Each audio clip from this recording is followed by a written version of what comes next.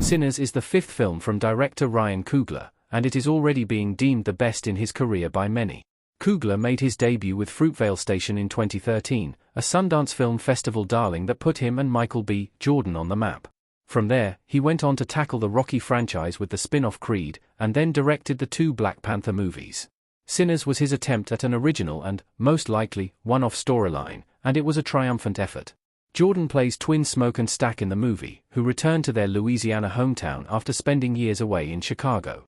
Given his dual character portrait, Jordan is getting the most attention for his performance in Sinners.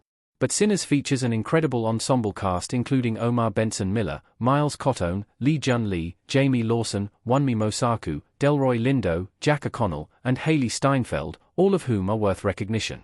These great performances make them hard to rank, but there are still a few that are particularly standout. 9. Lee Jun Lee. Grace Chow. Grace is one of the characters who lives in Smoke and Stack's Louisiana hometown. She is introduced pretty early on in the film, and from the start, her motivations are clear. While she runs a business to make money, Grace is closely connected with her husband and young daughter Lisa. Some viewers argue that the nuance of Grace's character, however, is flattened at one critical moment within the movie. In the film's second act, Grace lets Remick and his crew into Club Duke, jeopardizing her own and several others' lives. This is a controversial script decision that ends up taking away from Lee's performance a bit, as it distills her whole character down to someone who will risk it all to save her daughter, and some of her otherwise nuanced character is lost. 8. Jack O'Connell. Remick. Remick is the first vampire that audiences ever see in Sinners. He is responsible for turning a white Klansman couple into vampires early on in the film. As the trio eventually migrates to Club Duke, they bring with them Irish folk tunes and a sinister attitude as they try to lure people out of the club in order to turn them into the same horrible monsters that they are. Remick plays a critical role in Sinners, as he has to be the jumping-off point for the film's supernatural element. O'Connell does a competent job playing the deviously charming role. However, the part does not have to show the same kind of dynamic range as some of the other parts in Sinners. The actor serves his role in the story's horror aspect, even if the depth of the role is limited. Jamie Lawson. Pearline.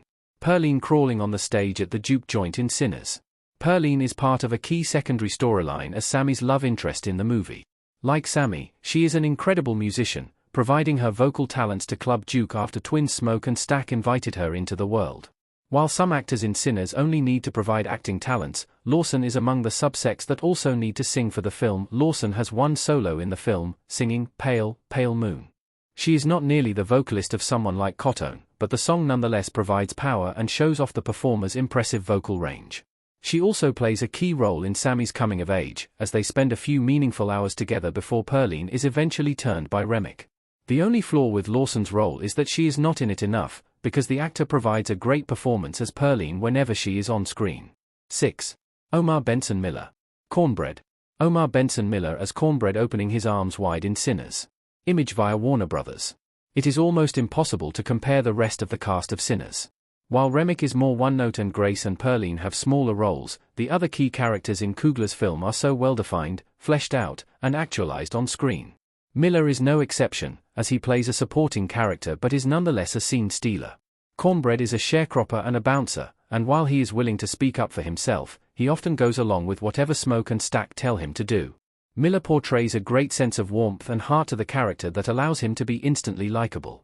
This only makes things more effective when Cornbread is eventually turned into a vampire.